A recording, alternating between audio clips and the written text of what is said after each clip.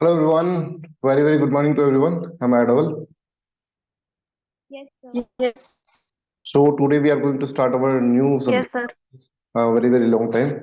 ठीक है, आप लोग पॉलिटी से बहुत ज्यादा बोर हो गए होंगे. ठीक है, आप एक इंटरेस्टिंग सब्जेक्ट पढ़ते हैं, that is modern history. Modern history sir interesting, ये कैसी बात है? ठीक है, देखिए मॉडर्न हिस्ट्री को पहले हम समझेंगे. First of all we will understand the nature of the subject.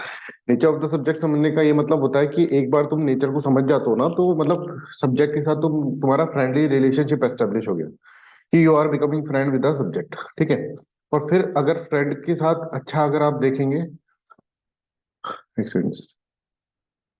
Yes, good morning Divya.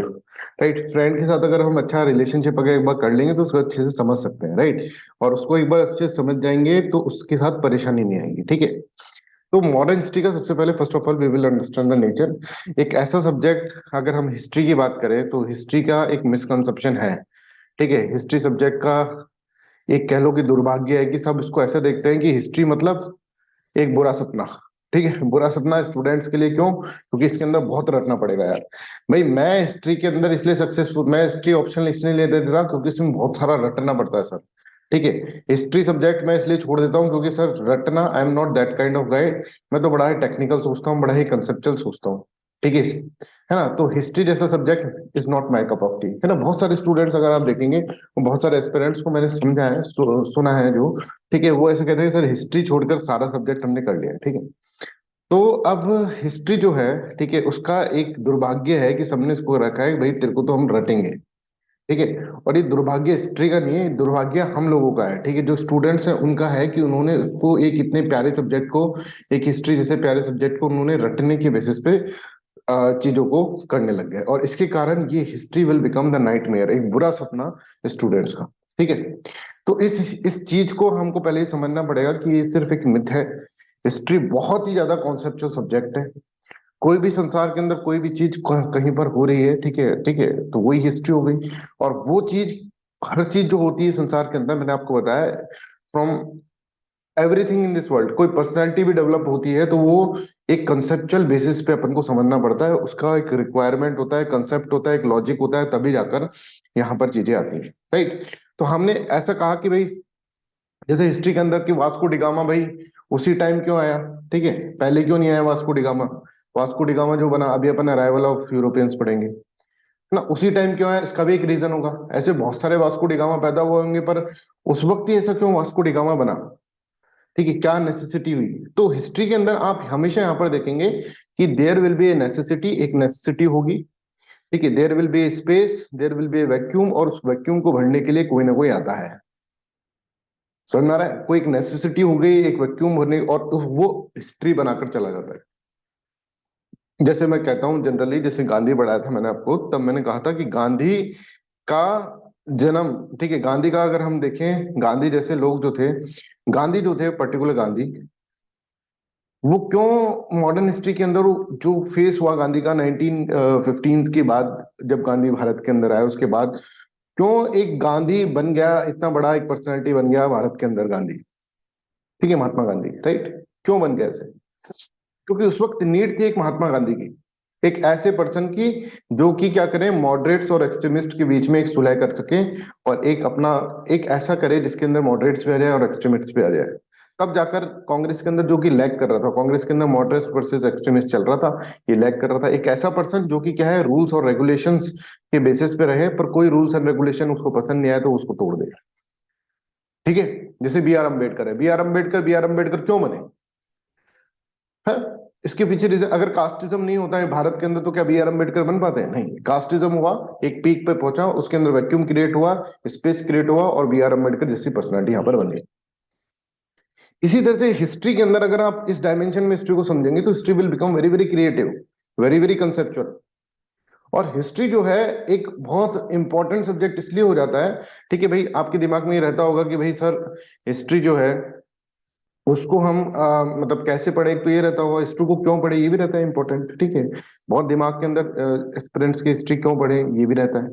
तो आज हम इसी के बारे में, नेचर ऑफ सब्जेक्ट के बारे में इसके अंदर पढ़ने वाले हैं कि क्या है इस नेचर ऑफ सब्जेक्ट, हिस्ट्री का नेचर क्या है. तो हम पहले सबसे देखिए, जैसे इंसान है ना, इंसान इवॉल्व कर रहा है बच्चों. ठीक है, कि पहले इंसान एप्स हुआ करता था, बंदर जैसा, ठीक है, फिर धीरे धीरे धीरे धीरे धीरे धीरे इवॉल्व करा है। और आज इंसान जो है वो इस तरह से हम देख रहे हैं कि हम, पहले इंसान इस तरह से रहता था, अब हम, हमारा रहन सहन भी बदल गया और आगे जाके पता नहीं क्या ही होगा। ठीक है, अभी हम इस तरह के थे, इससे किस तरह से हम यहाँ पर पहुंच गए हैं, ठीक है ना, किस तरह से तो ये क्या है, ये एक तरह से इवोल्यूशन देख रहे हैं हम, यहाँ पर इवोल्यूशन देख रहे हैं, धीरे धीरे अपने आप इवॉल्व हुआ ह्यूमन बींग, और इवॉल्व होके इस तरह का पर्सन यहाँ पर बन गया है। राइट, तो हिस्ट्री भी क्या है, history is all about the evolution, कि धीरे धीरे चीजें इवॉल्व होंगी। ऐसा नहीं कि सीधे ही कुछ आके गिर जाएगा, नहीं, फिर कुछ चीज होगी, कुछ इवेंट होगी, उसकी रिpercussion होगा, उसका इवेंट बनेगा, उस वो इवेंट जो होगा वो कॉज बनेगा, फिर जाकर एक और इवेंट बनेगा, फिर ये इवेंट कॉज बन जाएगा किसी दूसरे इवेंट का, एंड सो ऑन, और ऐसे चलकर हम देखेंगे पूरी की पूरी हिस्ट्री बन जाएगी। तो हिस्ट्री सब्जेक्ट जो है ना, that is just about the evolution, कि इवॉल्व कैसे हो रहे हैं, तो उस इवोल्यूशन को आपको समझना पड़ेगा।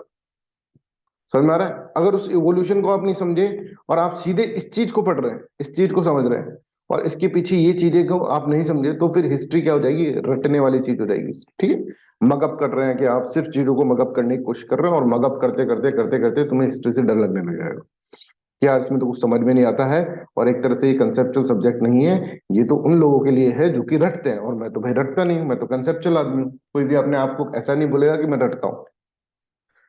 और यहाँ पर आपने इतने प्यारे सब्जेक्ट को, जो कि एक इवोल्यूशन से अगर आप पढ़ते तो एक कॉन्सेप्चुअल अंडरस्टैंडिंग होती है उसकी, उसको आपने एक रटने वाला सब्जेक्ट बनाकर इसको आप डिस्कार्ड कर दिए। समझ में आ रहा है? तो पहली इंपॉर्टेंट चीज तो आपको ये ध्यान रखनी है कि हिस्ट्री एक इवोल्यूशन है, तो उसको इवोल्यूशन से ही पढ़ेंगे आप। 19 अगर 1909 नहीं समझेंगे, तो आप फिर 1915 के इवेंट्स जो हो रहे हैं वो भी नहीं समझ पाएंगे। समझ आ रहा है?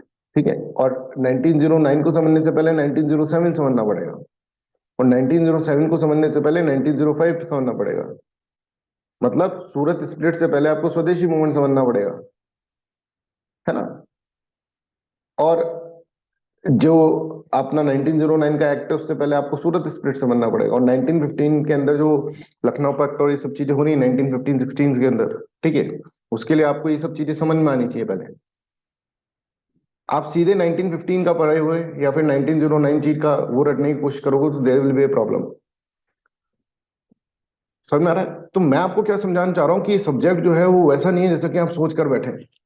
Please try to understand, this is a very beautiful subject, and उस सब्जेक्ट को बहुत ही कंसेप्चुअली अगर आप पढ़ेंगे तो आपके लिए एक बहुत इंपॉर्टेंट और बहुत अच्छा सब्जेक्ट ये हो जाएगा।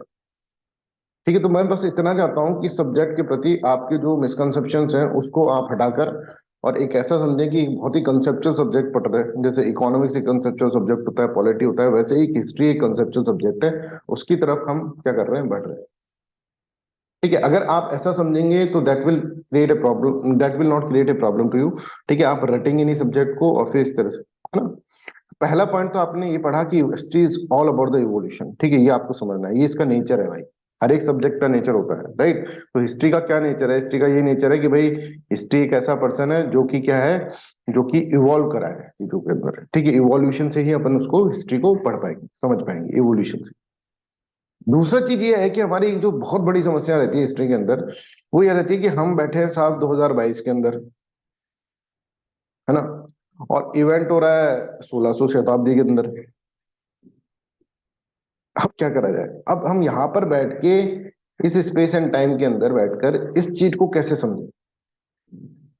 समझ में आ रहा है? तो इस चीज के अंदर हमको कई बार ऐसा भी लगेगा, अभी तो चलो हम मॉडर्न हिस्ट्री की बात करें, एंशिएंट में तो और पुराना हो गया। ठीक है, तो हम अगर मॉडर्न हिस्ट्री तक ही स्ट्रिक्ट रखें तो हमको ये कि भी ये लोग ऐसा क्यों करते थे, ये समझना बहुत थोड़ा मुश्किल हो जाता है, क्योंकि space and time play a very very important role. कि आज की स्पेस और आज के टाइम में बैठकर आप कोई पुरानी चीज पढ़ रहे हैं तो आपको थोड़ा सा प्रॉब्लम आ जाता है हिस्ट्री के अंदर, कि यार ऐसा तो हो ही नहीं सकता, कभी कभार ऐसा भी फीलिंग आ जाता है।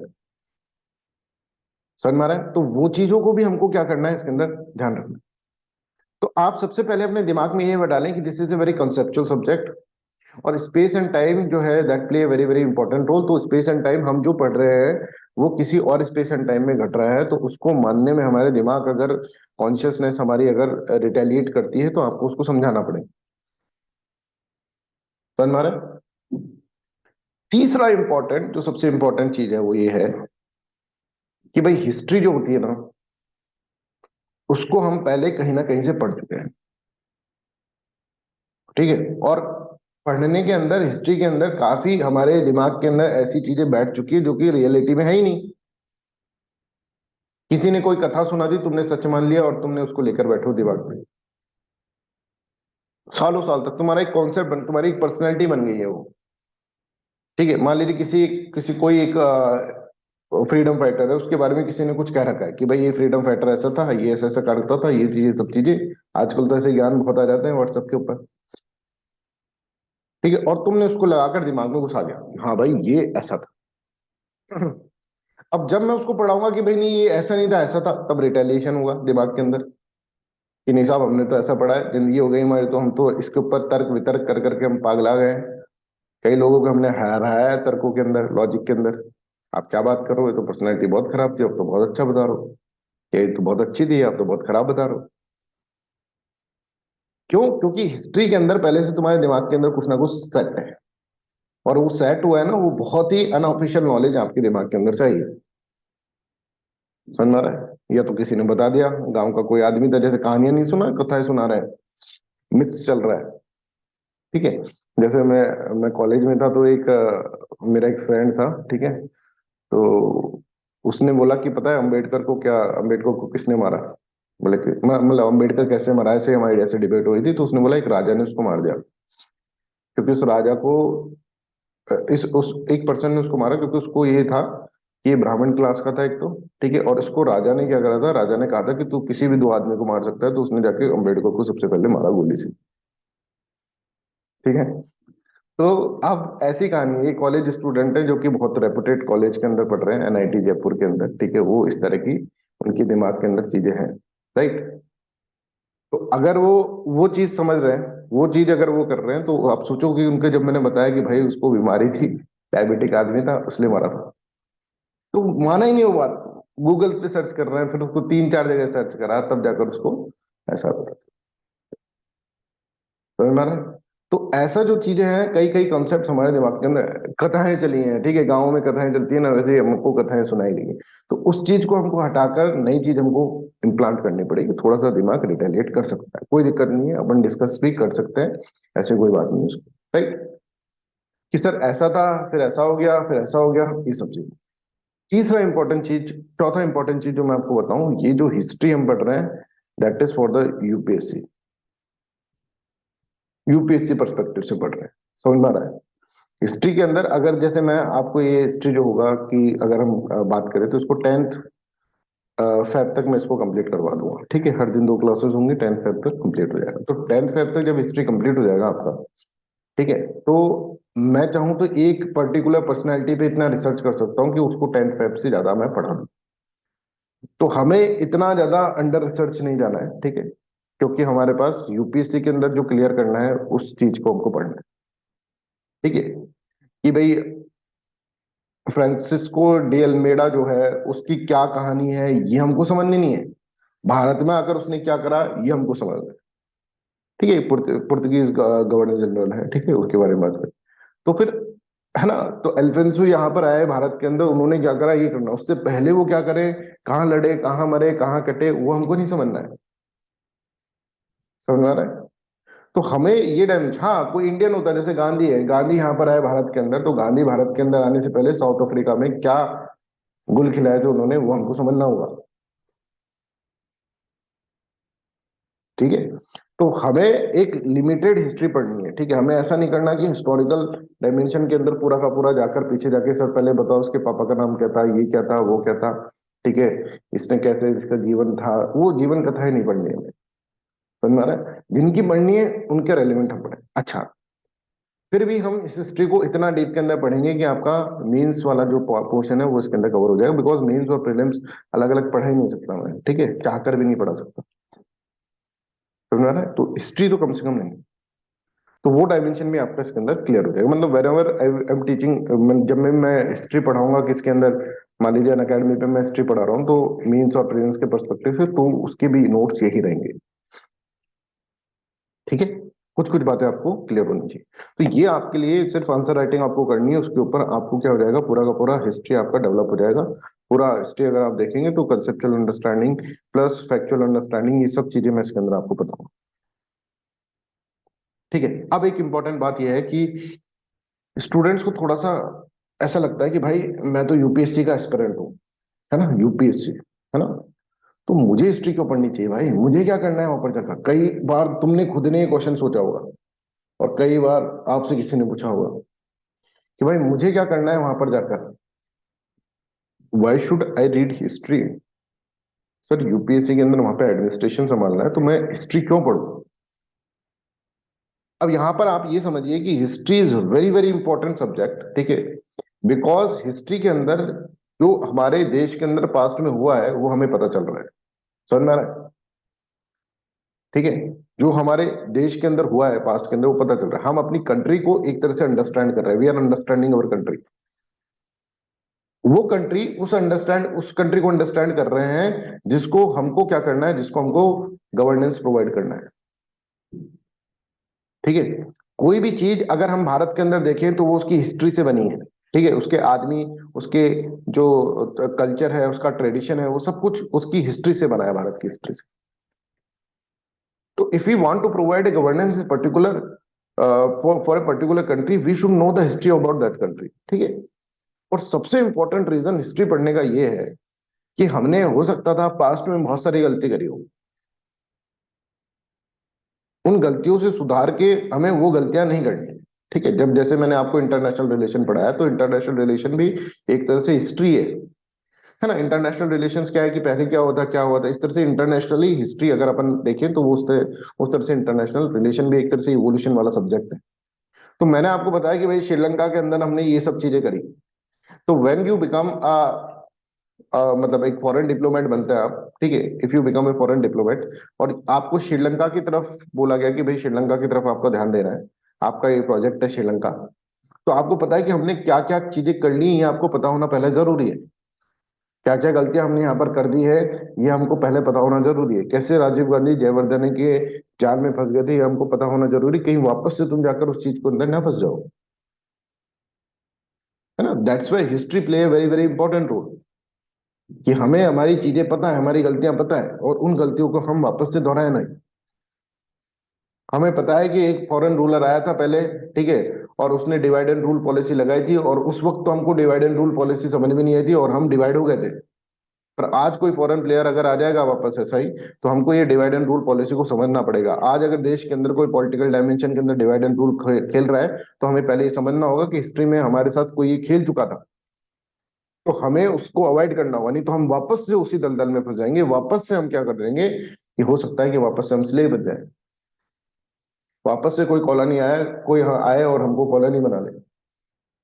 That's why modern history play very important role, कि एक बार हमको ये भी समझना है कि एक बार हमसे गलती हो जाती है तो उसको सुधारने के लिए 200 साल लग जाते हैं और कितनी मेहनत लगती है, कितने लोगों को अपनी जान गंवानी पड़ती है, वो सब चीजें हम इसके अंदर समझेंगे, ठीक है। प्लस एक बात मैंने जो आपको समझाई थी कि जब मैंने आपको मार्क्स पढ़ाया था, कार्ल मार्क्स, तो कार्ल मार्क्स कैसे प्रेडिक्ट कर पा रहे थे कि आने वाले समय में सोशलिज्म आएगा या फिर आने वाले समय के अंदर कम्युनिज्म आएगा, कैसे प्रेडिक्ट कर पा रहे थे, बिकॉज उनको हिस्ट्री का ज्ञान था, हिस्टोरिकल डायलेक्टिक्स पढ़ाया था मैंने आपको। और हिस्ट्री के अंदर पीछे झांक कर वो देखे 2 4 6 8, अब आने वाले समय में क्या आएगा 10 और उसके बाद क्या आएगा 12। तो अगर आपको हिस्टोरिकल डायमेंशन क्लियर है तो आप प्रेडिक्ट भी कर सकते हैं चीजों को कि ऐसी चीजें होने वाली हैं, जैसे हम इंटरनेशनल रिलेशन में प्रेडिक्ट करते हैं।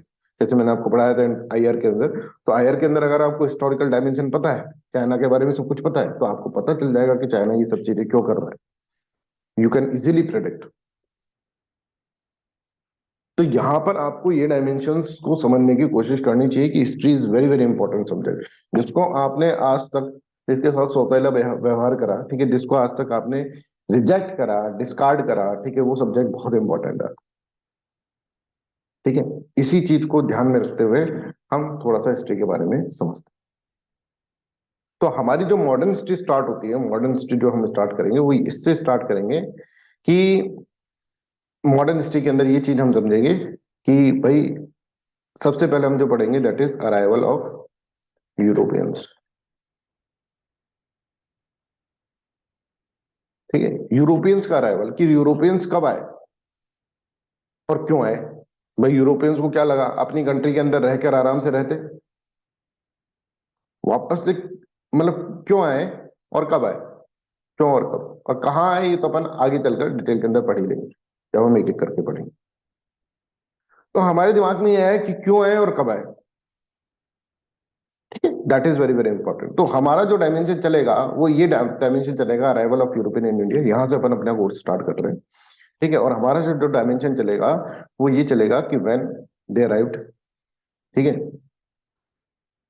और क्यों आए, और क्यों आए, where they, why they arrived, है ना, और वेयर तो है ही, वाई दे अराइव्ड, ये सब चीजें अपने इसके अंदर है। तो this is very very important to understand, right, this is very very important, when where and why, ठीक है।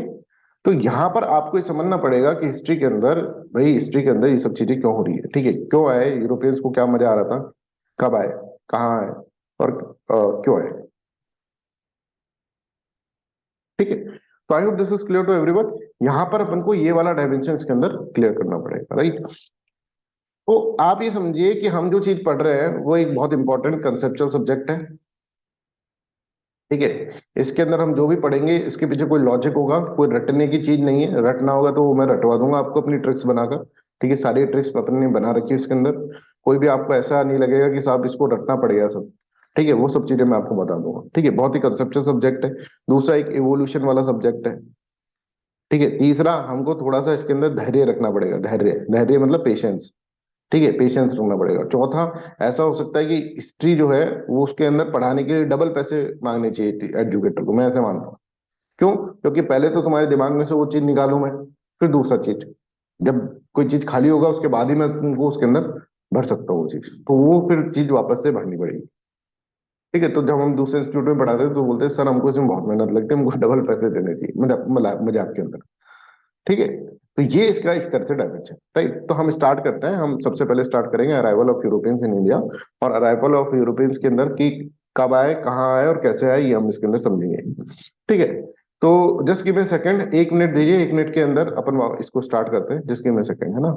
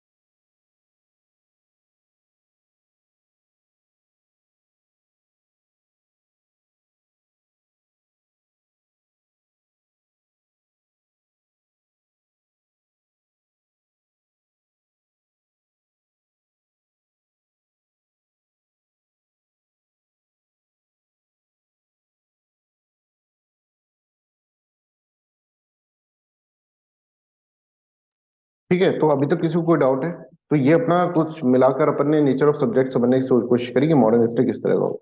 अब हम समझ रहे हैं arrival of European in India. Arrival of European in India के अंदर व्हेन, वेयर एंड व्हाई, ये तीन चीजें हमको इसके अंदर समझनी है। ठीक है, तो अभी हम समझते हैं कि भाई सबसे पहले हमने ये समझे कि भाई क्यों आए, है ना, ब्रिटिशर्स आए क्यों, ठीक है, भारत के अंदर। यूरोपियंस आए क्यों, है ना, यूरोपियंस यूरोपियंस क्यों आए, ये अपन को इसके अंदर समझना है कि यूरोपियंस भाई साहब आए क्यों। सबसे पहले हमको ये समझना होगा यूरोपियंस को ऐसा क्या लगा कि भाई अपनी कंट्री में रहते हैं आराम से, हमारे यहाँ पर क्यों है। तो भाई देखो, एक तो होता है इंसान का, कहीं पर भी इंसान को जा रहा है, इतनी दूर से यहाँ पर आ रहा है, तो उसका एक लालच होगा, लालच। तो हिस्टोरियंस ने ये कहा कि 3 जी ऐसे थे, 3 जी, जिसके कारण वो यहाँ पर आए। लालच मतलब एक तो उनके पास गोल्ड उनको चाहिए था, है ना, पैसा, उस वक्त पैसा मतलब गोल्ड। एक तो सबसे इंपॉर्टेंट रीजन है ये गोल्ड, कि पैसे की लालच के अंदर वो वहां से अपने घर बार छोड़कर यहाँ पर आ रहा है। दूसरा क्या होगा, दूसरा इंपॉर्टेंट चीज है कि गॉड। अब देखिए, this is very important to understand कि पहला गोल्ड है, ठीक है, पैसा, तीसरा है, दूसरा है गोल्ड, गॉड। देखिए, जो भी यूरोपियंस थे, ठीक है, उनका एक डायमेंशन ये था कि भाई हम यहाँ पर आ रहे हैं, ठीक है, तो हम यहाँ पर आ रहे हैं, तो इसके अंदर आप एक तो पैसे के लिए आ रहे हैं, और दूसरा जो था, दूसरा ये है कि हमको यहाँ पर क्या चाहिए, हमको बहुत सारा गोल्ड चाहिए यहाँ पर, और दूसरा हमको अपने क्रिश्चियनिटी को प्रोपोगेट करना है, हमको अपने रिलीजन को प्रोपोगेट करना है, गॉड। जैसे पोर्तुगीज थे, पोर्तुगीज का मेन मकसद क्या था कि अपने रिलीजन को प्रोपोगेट करे। ये जो होता है पोर्तुगीज के लिए सेकेंडरी बन जाता है। समझ में आ रहा है? तो पोर्तुगीज वो आएंगे, वो यहाँ पर गॉड गॉड करते रहेंगे, और फिर यहाँ पर पोर्तुगीज को एक बहुत, अगर हम देखें Portuguese, one of the reason for failure of Portuguese is this one, कि वो गॉड गॉड बहुत करते थे, क्रिश्चियनिटी, ठीक है, तो वो क्रिश्चियनिटी को प्रोपोगेट करने की बहुत कोशिश करेंगे भारत के अंदर। और भारत के अंदर पहले से ही गॉड से रिलेटेड अगर हम देखें तो पहले से ही बहुत कंपटीशन है भारत के अंदर, पहले से ही बहुत गॉड है भारत के अंदर। समझ में आ रहा है? तो इतने सारे गॉड से compete करना जीसस क्राइस्ट के लिए पॉसिबल नहीं होगा। समझ में आ रहा है कि यहाँ पर जब पुर्तगीज आएंगे तो उनको कि गॉड हम अपने रिलीजन को प्रोपोगेट करें, पर इतने सारे रिलीजन को प्रोपोगेट करने के लिए इनको क्या होना पड़ेगा, इनको बहुत ही ज्यादा, अगर हम देखें रिलीजियस डायमेंशन के अंदर अगर ये प्रोपोगेट करने की कोशिश करेंगे, तो यहाँ पर बहुत ज्यादा रिटेलिएशन होगा कि हम सब अपने अपने गॉड लेकर बैठे हैं पहले से, और यहाँ पे जीसस जीसस क्राइस्ट आया है कि भाई मुझको भी इसके अंदर घुसा लो, तो हम कहेंगे नो भाई, ऐसा नहीं चले। और यहाँ पर एक बहुत बड़ा रिटेलिएशन यहाँ पर देखने को आपको मिलेगा लोगों के द्वारा।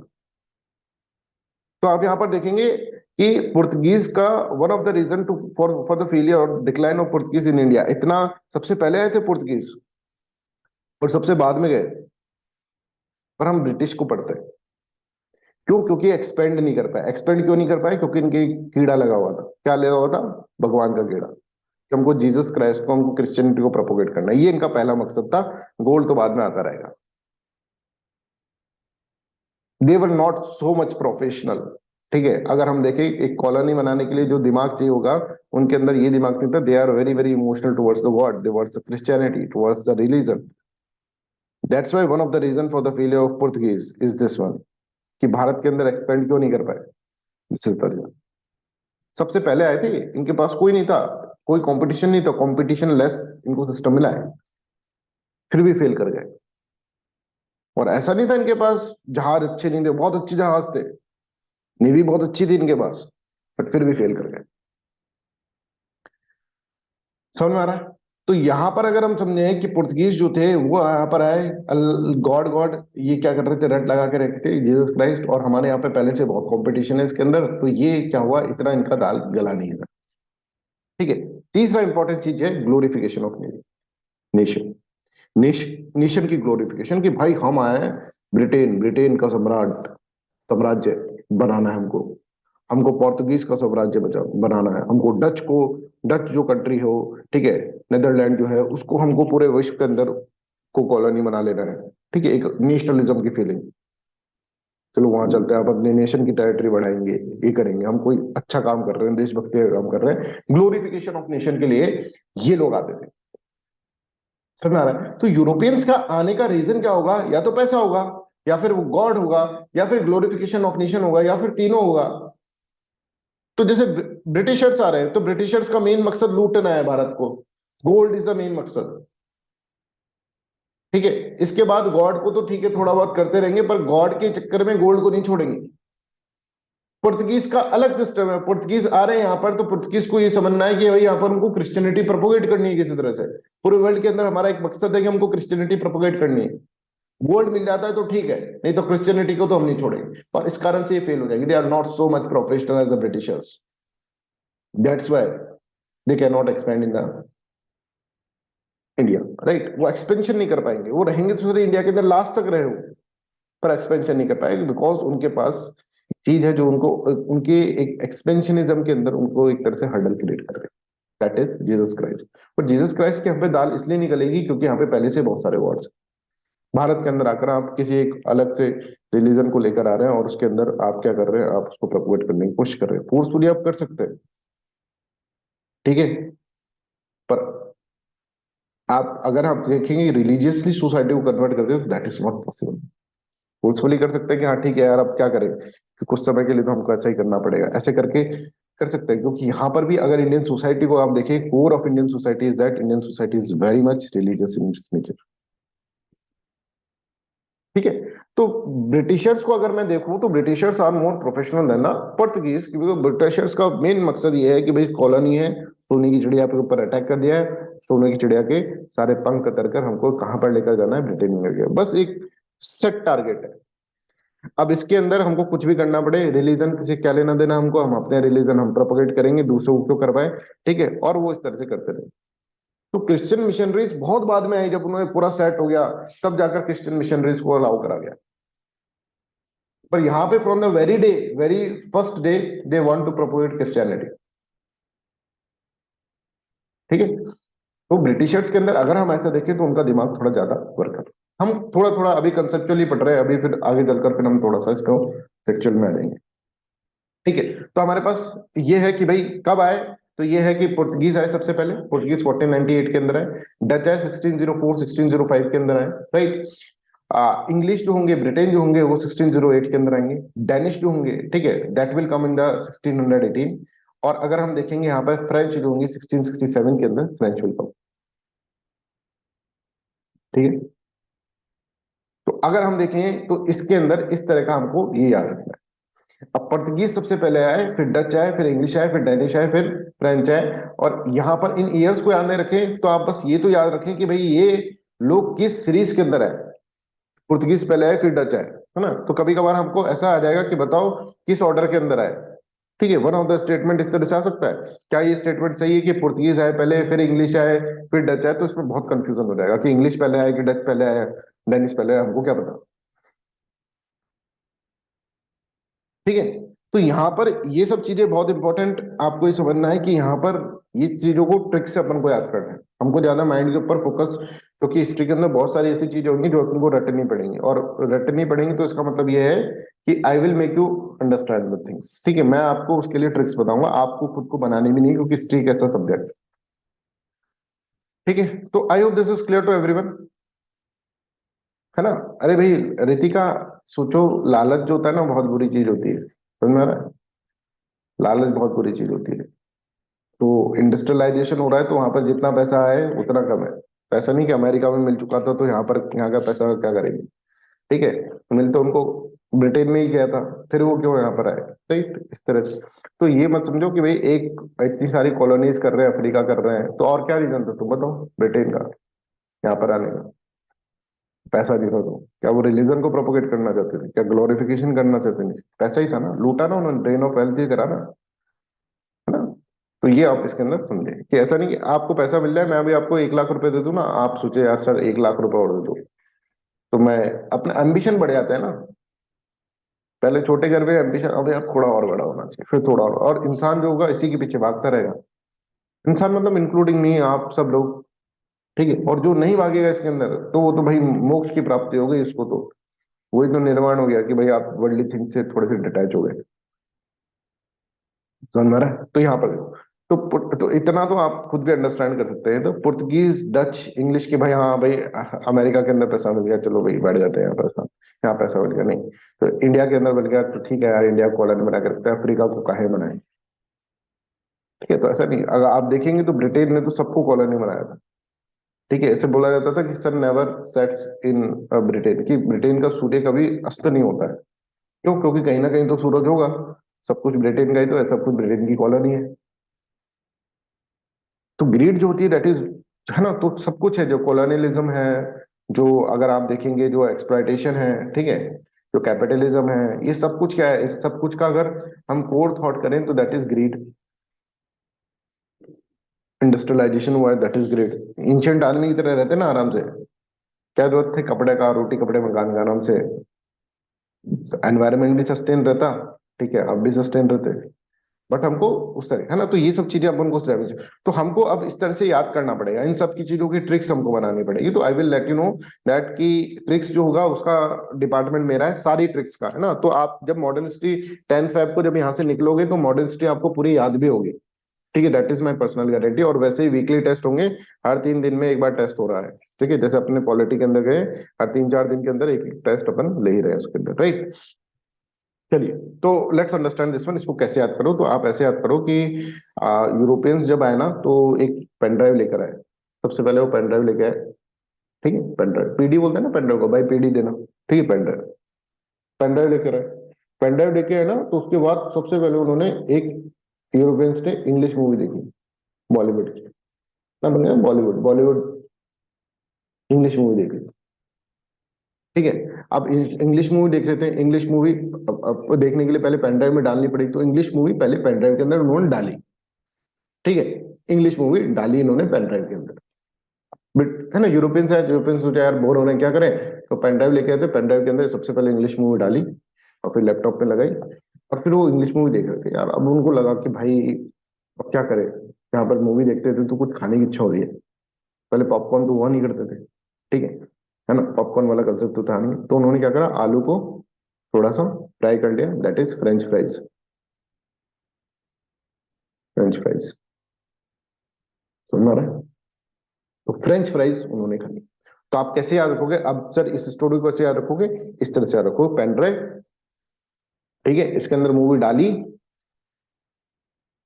ठीक है, अंग्रेजी मूवी डाली, इंग्लिश मूवी, ठीक है, इंग्लिश मूवी डाली, ऐसे याद रखना, और फ्रेंच फ्राइज के साथ आप खा रहे हैं, ये आपको याद रखना। तो कैसे याद रखोगे, पेन ड्राइव, पेन ड्राइव का मतलब पी मतलब पुर्तगीज, डी मतलब डच, इंग्लिश मूवी मतलब ब्रिटेन, है ना, इंग्लिश मूवी डाली, डाली मतलब डेनिश, ठीक है, और डालने के बाद फिर आप क्या कर रहे हैं, फिर फ्रेंच फ्राइज कर रहे हैं, फ्रेंच। तो इस तरह से आप इसके अंदर याद कर सकते हैं ना, और इस तरह की बहुत सारी ट्रिक्स है मेरे पास, वो सारी ट्रिक्स मैं आपको बताऊंगा। तो ये एक ऑर्डर आपको याद हो गया, और ये ऑर्डर अगर आप भूल सकते थे, बट ये इमेज जब मैंने बना के रख दी आपके सामने, तो अब ये नहीं भूल पाओगे। इस इमेज को गौर से देख लोगे एक बार, और गौर से देख के एक बार वापस पढ़ लोगे, तो ये नहीं भूल पाओगे। Please try to understand, this is very very scientific, है ना, कोई इसके अंदर बहुत साइंटिफिक चीजें हैं ये। तो उसको याद करते रहो भाई, कौन पहले आया था कौन बाद में आया था, तो आप ये याद रखें, पेन ड्राइव पीडी, ठीक है, उसके अंदर इंग्लिश मूवी, बस आपको यहाँ पर एक चीज याद करना, डाली, इंग्लिश मूवी डालेंगी, डाली, और डाली और फ्रेंच फ्राइज के साथ देख रहे हैं मूवी आराम से। तो पुर्तगीज, पुर्तगीज के बाद डच, ठीक है, डच के बाद इंग्लिश, डाली मतलब डी ए, दानिश, ठीक है, और यहां पर आप देखेंगे फिर फ्रेंच, ठीक है, इस तरह से आपको याद करना है, ये ऑर्डर आपको इसके अंदर याद, ठीक है।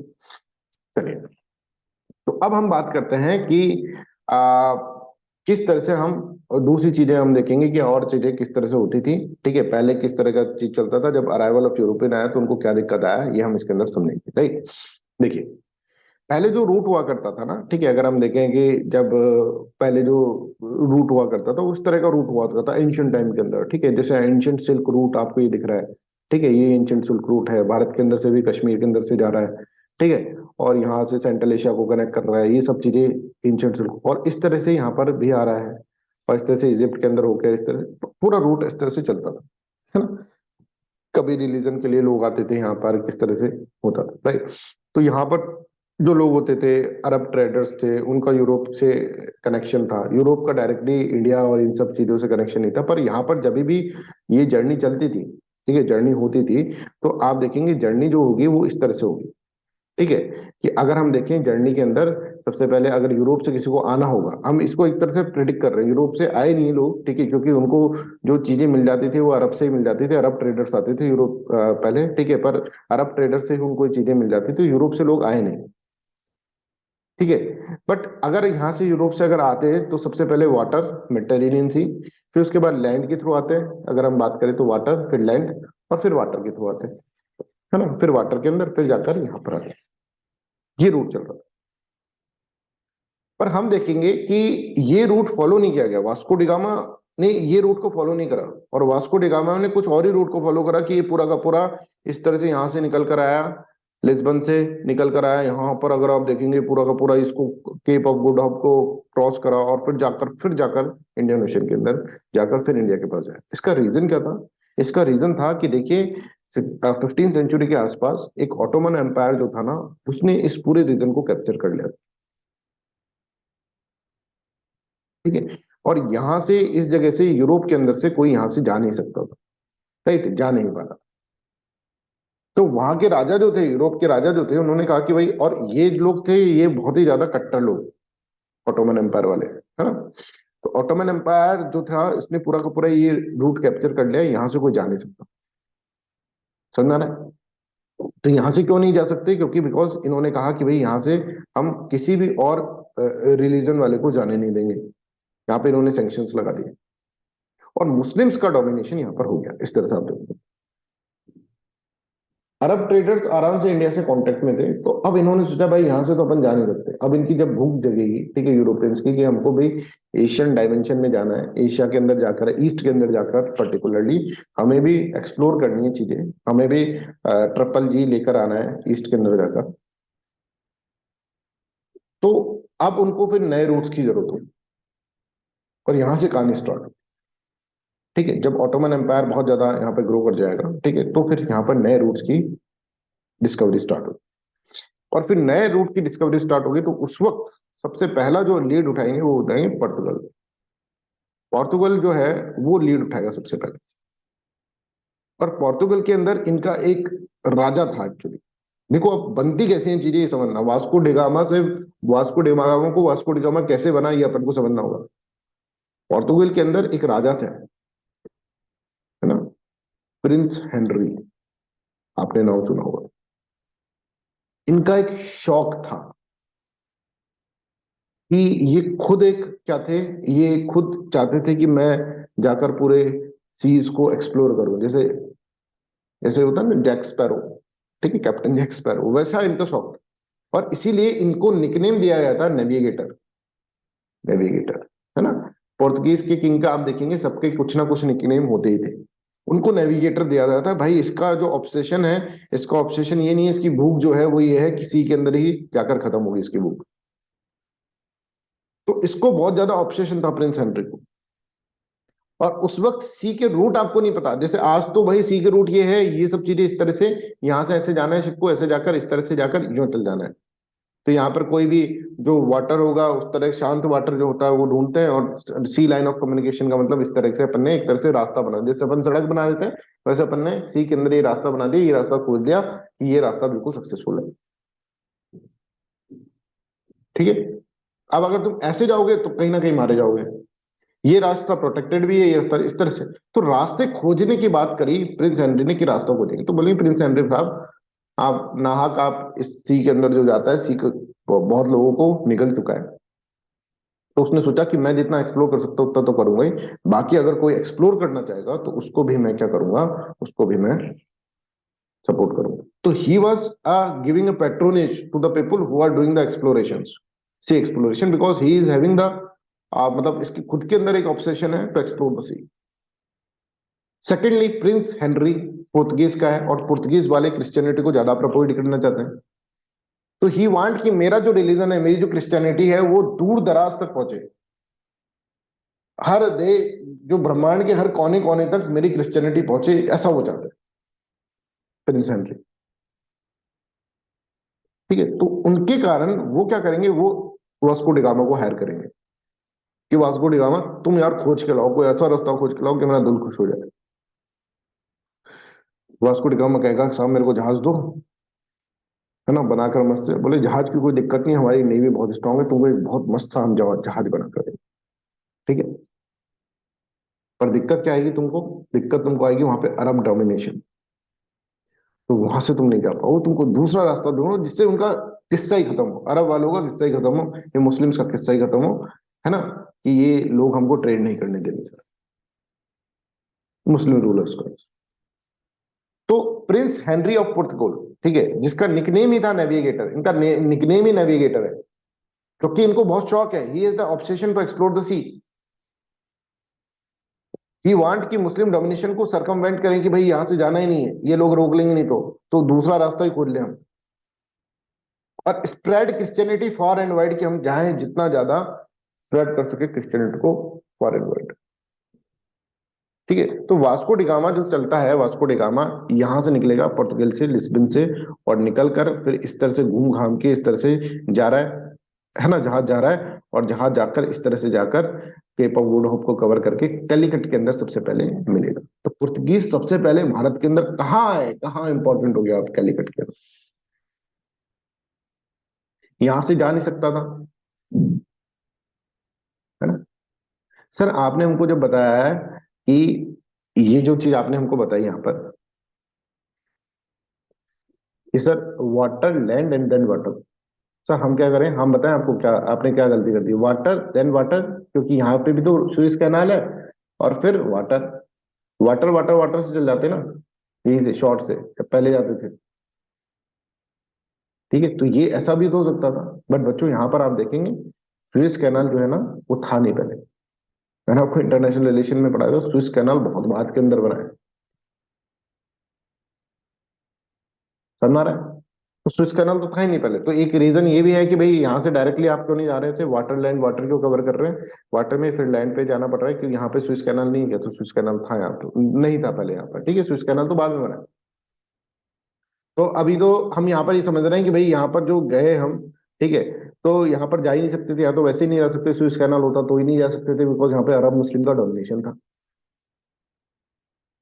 ठीक है, तो कैसे जाएगा, ये इस तरह से जाएगा, इस तरह से जाएगा, इस तरह से जाएगा, इस तरह से जाके, इस तरह से जाकर, इस तरह से जाकर फिर यहाँ पे भारत के अंदर पहुंचे, कौन, पुर्तगीज के अंदर जो वास्को डिगामा होंगे उस तरह। तो अगर हम देखिए वास्को डिगामा ने जो पाथ किया, वाटर से स्टार्ट करी अपनी जर्नी, वाटर में वाटर वाटर वाटर, हर, अब कोस्ट पे रुके थोड़ी देर क्यों, दैट डजेंट मैटर, है ना, रुक के पास इस तरह से नहीं करा है ना, ठीक है, वो तो फिर वापस वाटर के अंदर ही आ गए, water water water water water. तो उन्होंने अपनी जो वास्को डिगामा ने अपनी जर्नी कवर करी, वो वाटर से स्टार्ट करी, वाटर से वाटर ही वाटर के अंदर रह गए। ठीक है, उन्होंने ऐसे नहीं कहा कि भाई वाटर में जा रहे थे पहले, फिर चलो लैंड पकड़ लेते हैं, फिर वापस वाटर में आ जाते हैं, फिर लैंड पकड़ लेते, हाँ लैंड पे थोड़ी देर रुकते तो हैं ही, ठीक है, कोस्ट दिख जाता है तो उस पर रुकते तो ही, पर वाटर वाटर वाटर हम इसके अंदर समझेंगे क्यों, आपको पता है इसके लिए। अच्छा, अब है ना, ऐसे वास्को डिगामा जो यहाँ पर आया ना, तो वास्को डिगामा यहाँ पर आया, और यहाँ पर वास्को डिगामा की नेचर था, he was very friendly in its nature, तो बहुत अच्छे से फ्रेंड बना लेते थे, है ना, तो वहां पे जाकर वहां पे किंग लोगों को और यहाँ पर फ्रेंड बनाना उनको अच्छे से आता था। अच्छा, वास्को डिगामा जब आया तो ऐसा बोला जाता है वास्को डिगामा को बहुत ज्यादा प्रॉफिट हुआ। क्यों? क्योंकि वास्को डिगामा ने देखा कि, देखिए वास्को डिगामा जब यहाँ पर आया था तो इंडिया के अंदर एक चीज है, ब्लैक पेपर, काली मिर्च, सिंपल, जिसको ब्लैक गोल्ड भी बोलते थे। ब्लैक पेपर जो है ना, that was a very much important spice in India. और ये क्या है, भारत की ऐसी कंडीशन है, ट्रॉपिकल इसकी कंडीशन है, एनवायरमेंटल कंडीशन, ठीक है। तो हाँ, वो रिलीजियस डायमेंशन में उस तरह से आते थे, पर अरब जो रूट था ना, अरब जो ट्रेडर्स थे उनके साथ ही उनका ट्रेड हो जाता था, ऐसे कभी ऑफिशियली हम नहीं कह सकते कि भाई ऑफिशियली उस तरह से है, राइट। वैसे तो आना जाना रहता होगा, पर ऑफिशियली जब हम कह रहे हैं तो ऑफिशियली भाई जब अरब ने उसको डोमिनेट कर लिया तो उसके बाद ही आई थी, है ना। अब यहाँ पर देखो कि ब्लैक पेपर जो था that was very very important, और जो यहाँ पर आए ये पुर्तगीज के वास्को डिगामा है, तो वास्को डिगामा अपने तीन बड़े बड़े शिप लाए थे, ठीक है, तीन शिप के साथ आए, और इन तीन शिपों के अंदर उन्होंने पूरा ब्लैक पेपर भर कर लेकर गए, और इस ब्लैक पेपर की यूरोप के अंदर बहुत डिमांड थी। ठीक है, और भी चीजें लेके गए, पर ब्लैक पेपर की यूरोप के अंदर बहुत डिमांड थी, बिकॉज ब्लैक पेपर जो है वो यूरोप में बहुत डिमांडेड था, बिकॉज यूरोप में बनता था मीट, लोग लोग वाले मीट खाते थे, ठीक है। और मीट वो सुबह बनाते थे, शाम को खराब हो जाता था, है ना। तो क्योंकि मसाले नहीं डालोगे आप सब्जी के अंदर तो वो खराब हो जाएगी, ठीक है। मसाले डालते हैं ना, जैसे शादियों की सब्जी में देखें मसाले बहुत होते हैं, क्यों? क्योंकि जिससे कि शादी की सब्जी थोड़ी दिनों तक चल जाए, ठीक है। कि नाश्ता भी उससे दे देंगे और फिर बांध भी देंगे किसी को, और फिर खिला भी देंगे 4-5 दिन तक, कॉलोनी में भी बांट दी, ऐसा होता है। तो उसमें मसाले बहुत ज्यादा होते हैं। तो यहाँ पर इनके पास मसाला नहीं था, यूरोप के लोगों के पास, तो वो मीट बनाते थे सुबह, शाम को खराब। तो वास्को डिगामा जो थे ना, वास्को डिगामा को ये पता था कि ब्लैक पेपर का बहुत ज्यादा रिक्वायरमेंट है उसके ऊपर। वहां पर उन्होंने देखा कि भाई भारत के अंदर ये ब्लैक पेपर तो बहुत इंपॉर्टेंट है, और इसको लेकर हम, तो मीट को प्रिजर्व करने के लिए ब्लैक पेपर चाहिए था, ठीक है। और ब्लैक पेपर जो होता है वो लेकर भर के लेकर गए, और वहां पर उन्होंने बहुत अच्छे प्रॉफिट के अंदर बेचा। तो आप ये कहते हैं कहीं कहीं इस तरह से लिखा हुआ है कि 3 शिप ले गए और 60% प्रॉफिट उन्होंने करा, 60% प्रॉफिट, समझ रहे? तो अगर उनके 100 रुपए लगते हैं तो 160 रुपए वो कमा रहे हैं, ठीक है। तो ब्लैक पेपर टू प्रिजर्व। अब देखो ये जो है ना, तो हर कोई जानता होगा। और आप देखते हैं कि आप कहीं पे भी अगर इन्वेस्टमेंट करते हैं तो इन्वेस्टमेंट में हमेशा रिस्क होता है, there is lot of risk in the investment. अगर हम देखेंगे शेयर मार्केट में लगाएं जहां पे आपको 15 से 20% मान लो, हम ये सोच कर चल रहे हैं, तो उसमें भी हम बहुत सारी रिस्क लेकर चलते हैं। तो ये जो पैसा कमाया, ठीक है, ये जो ट्रेड करा, इसके अंदर भी बहुत रिस्क था। क्या रिस्क था अगर हम इसको समझे? तो रिस्क ये था कि साहब, जो लोग, बहुत सारे लोग इस रिस्क को लेने की कोशिश करते हैं, बहुत सारे लोग जैसे शेयर मार्केट में इन्वेस्टमेंट करते हैं तो डूबते ही हैं, ज्यादातर डूबते ही हैं, ठीक है। इसी तरह से बहुत सारे लोग यहां से निकलने की कोशिश करते थे यूरोप से, कि हम ऐसा ही कोई कंट्री ढूंढ लें जहां पे हमको ब्लैक पेपर मिल जाए और वहां से फिर हम लेकर आ जाएं, स्पाइसेस मिल जाए। एक भारत भारत नाम का कंट्री सुना हुआ है अरब ट्रेडर से, कि वो कहते रहते हैं कि वहाँ के स्पाइसेस बहुत अच्छे हैं, और अरब लोगों ने भी हमको, अरब मुस्लिम ट्रेडर्स ने भी खूब स्पाइसेस दिए, और वो चीज अगर कहाँ पे उगती है ना वो पता चल जाए तो मजा आ जाए। ऐसे ढूंढने निकलते थे बीच के अंदर, जहाज डूब जाता था, मर जाते थे।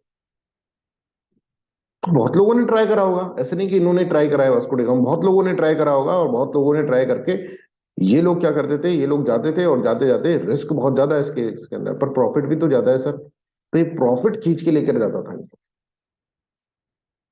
समझ में आ रहा है? और Vasco D gamma was a trader, ठीक है। प्रिंस हेनरी कह रहा है कि भाई मेरे को है ना, रिलीजन को बहुत जगह तक पहुंचाना है, ठीक है, तो सारी जगह तुम ढूंढो, रास्ते बना लो, जिससे कि हम अपने फिर रिलीजियस प्रीचर्स को वहां पर भेजें। पर इसका तो दिमाग ये चलेगा ना कि भाई मैं प्रॉफिट जितना कमा सकूं इस चीज के अंदर, प्रिंस मेरे को हेल्प कर रहा है, पर मैं प्रॉफिट जितना कमा सकूं उतना मेरा फायदा। तो यहाँ पर ऐसा बोला जाता है, स्पाइसेस, ब्लैक पेपर जो था ना, उसको प्रिजर्व करने के लिए, मीट को प्रिजर्व करने के लिए होता, तो 3 शिप लेके गए थे और 60% प्रॉफिट उन्होंने कमाया, ठीक है। अब क्या होता है कि यहाँ पर अगर हम देखेंगे, कलिकट के अंदर उनको एक गुजराती आदमी मिला था, अब्दुल माजिद, ठीक है, जिसको कई बुकों के अंदर इब्न माजिद भी लिख रखा है, ठीक है, कैलिकट के अंदर। और उसने उनकी बहुत हेल्प करी थी, है ना, ऐसे होता है ना कि उसने उसकी बहुत हेल्प करी थी वास्को डी गामा। अब कई जगह ये लिख रखा है कि ये सिर्फ कहानी है, ठीक है, but whenever there is history के अंदर, जब एनसीईआरटी में लिखा हुआ है कि अब्दुल माजिद मिले थे, तो मिले थे भाई हमारे यूपी से, है ना। तो गुजराती मिले थे नेम्ड अब्दुल माजिद, कैलीकट के अंदर। और कैलीकट के अंदर जब मिले थे तो उन्होंने कैलीकट के अंदर जो हिंदू रूलर थे, जेमोरियन किंग्स जो थे, उनसे इनको मिलवाया था, जेमोरियन किंग्स। और जेमोरियन किंग को ये बहुत पसंद आ गए, कौन? Vasco D gamma. अब भाई ट्रेड जो चल रहा था, उन्होंने देखो रूट तो किसने बंद कर दिया था, इधर से अरब लोगों ने रूट बंद कर दिया था, जैसे मैंने आपको बताया, ठीक है। अब जो ट्रेड जो कर रहे हैं वो अरब लोग इंडिया से कर रहे हैं और आराम से खा रहे हैं, समझ में आ रहा है? आराम से यहाँ पर खाए जा रहे हैं, खूब पैसा कमा रहे हैं, खूब खा रहे हैं इधर, ठीक है। तो जब यहाँ पर कोई पोर्तुगीज आएगा तो इन लोगों को दिक्कत होगी ना। तो अरब ट्रेडर्स थे, वो कह रहे थे यार हमको एक तरह से मोनोपोली मिल रहा था इंडिया के ऊपर, ठीक है, कि यहाँ पर अच्छा अच्छा ट्रेड हो रहा था, ठीक है ना। तो अरब ट्रेडर्स जो थे वो अगेंस्ट हो जाएंगे, जेमोरियन किंग जो थे वो अरब ट्रेडर्स को भी पेट्रोनेज दे रखते, पर वो उनके अगेंस्ट हो जाएंगे अरब ट्रेडर्स। पर जेमोरियन किंग कहेंगे नहीं नहीं भाई, ये बहुत अच्छा आदमी है वास्को डिगामा, वास्को डिगामा को उन्होंने, उनसे अच्छा रिलेशन वो बना के जाएंगे जेमोरियन किंग से, और वहां के लोगों से वास्को डिगामा अच्छा एक रिलेशनशिप एस्टेब्लिश कर लेंगे। अरब ट्रेडर्स पर अगेंस्ट, अब ये चीज बाद में काम आएगी आपके, अगर अरब ट्रेडर अगेंस्ट से ही आपको याद रखना, ठीक है, ये पूछा भी जा सकता है। तो I hope this is clear to everyone, यहाँ तक आपको समझ में आया। अब इसके बारे में हम और भी चीजें पढ़ेंगे, पर धीरे धीरे धीरे धीरे चीजें आएंगी, तो हैव पेशेंस, धैर्य रखेंगे, मैं आपको पहले भी बोल रहा हूँ हिस्ट्री क्लास के लिए। अब ऐसा नहीं था कि भाई ये ही आ रहे हैं यहाँ से बहुत सारे लोग आने की कोशिश कर रहे थे।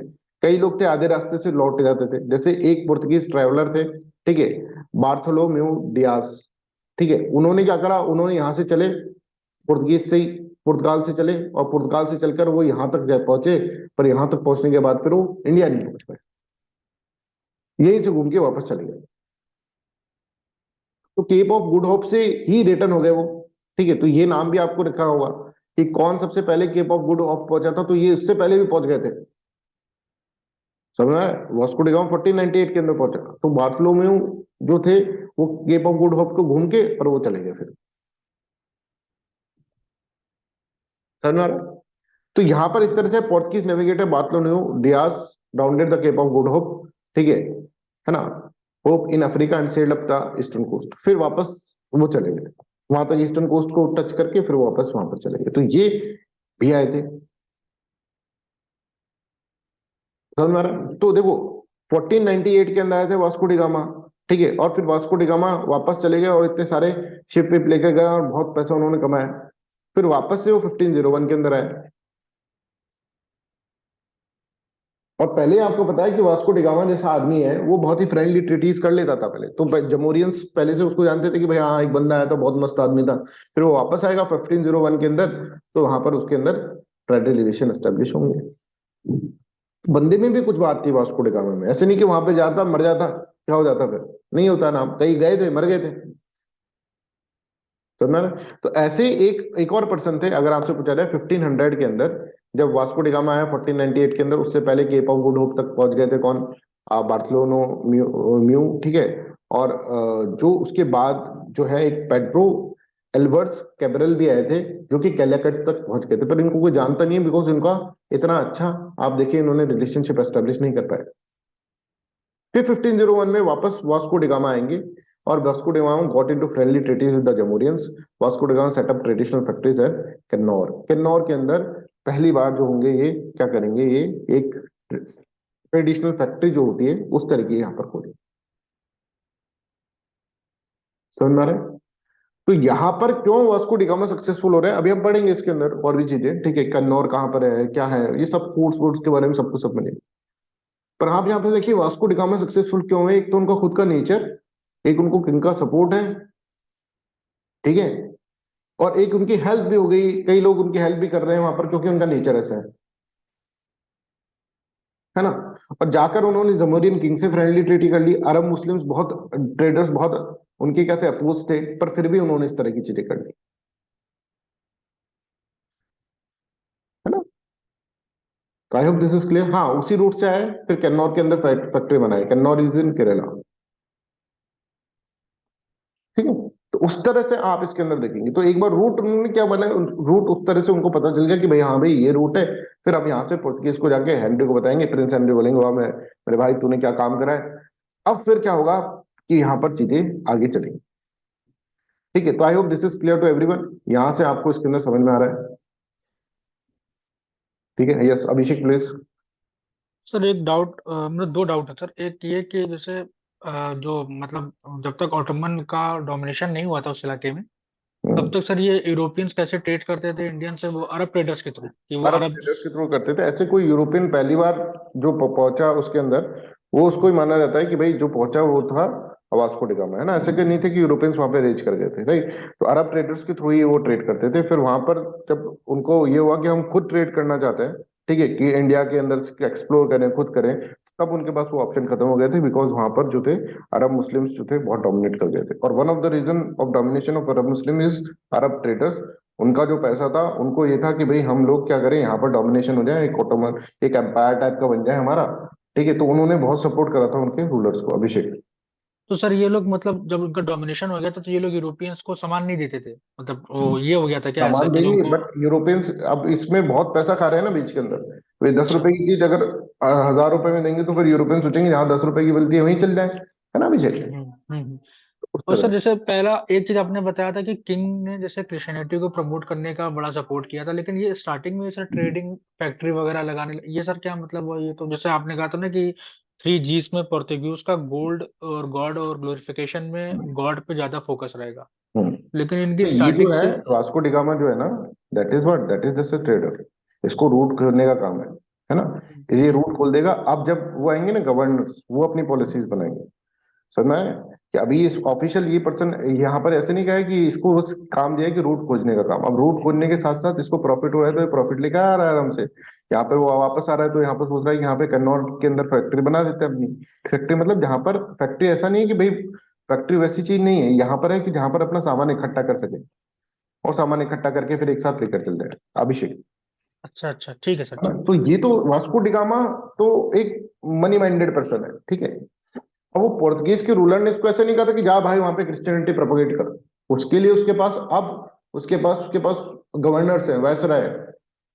वो जाकर वहां पर क्रिश्चियनिटी को प्रोपोगेट करने की कोशिश करेंगे।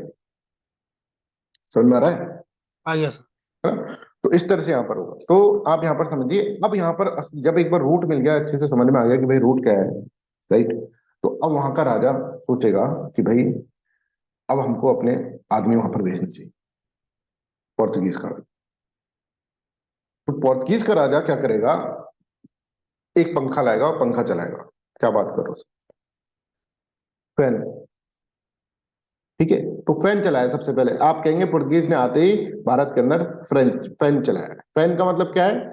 फिर पहला गवर्नर जनरल जो यहां पर आया है ना भारत के अंदर, that is Francisco de Almeida. ठीक है, फ्रांसिस्को दी अल्मेडा है। ठीक है। फिर दूसरा आया एल्फेंसो दी अल्बर्गी। ठीक है, ये दूसरा आ गया।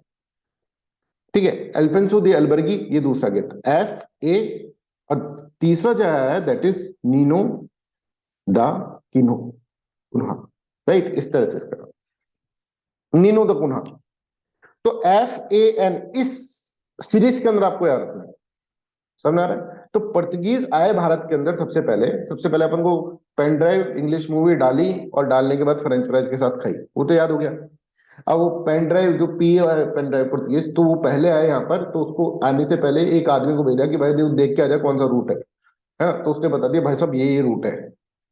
अब वो अब जो होगा वहां का किंग जो होगा, ठीक है, वहां का किंग भेजेगा अपने गवर्नर जनरल्स को कि भाई तुम लोग जाओ और उसके अंदर फ्रांसिस्को दे अल्मेडा, ठीक है, अल्फोंसो दे अल्बर्गी, ठीक है, और नीनो दो कोन्हा, ये इन तीन जो रूलर्स हैं, ये जो तीन गवर्नर जनरल्स हैं, इनको भेजा जाएगा एक एक करके। तीनों को एक साथ नहीं भेजा जाएगा, ऑब्वियसली एक एक करके भेजा जाएगा। तो अब हम ये कहानी पढ़ रहे हैं। तो ये समझ में आ गया? इस दिस अभी तक किसी को कोई डाउट हो तो प्लीज आस्क। ठीक है। तो जब अब 1498 के अंदर रूट समझ में आ गया, उसको सब पता चल गया, उसने नागा को जाके बता भी दिया, 1501 के अंदर वहां पर हो भी गया। ठीक है। तो 1505 के अंदर पुर्तगाल का राजा जो होगा वो सोचेगा कि हमें अपना एक बंदा भेजना चाहिए।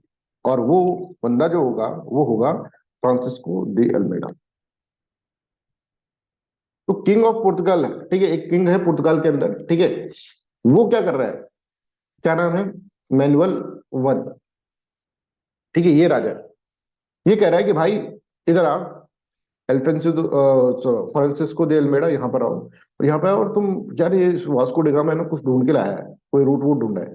एक तो इससे बात करो, इससे एक मीटिंग करो, और 3 साल के लिए तुमको वहीं पे भेज रहे हैं।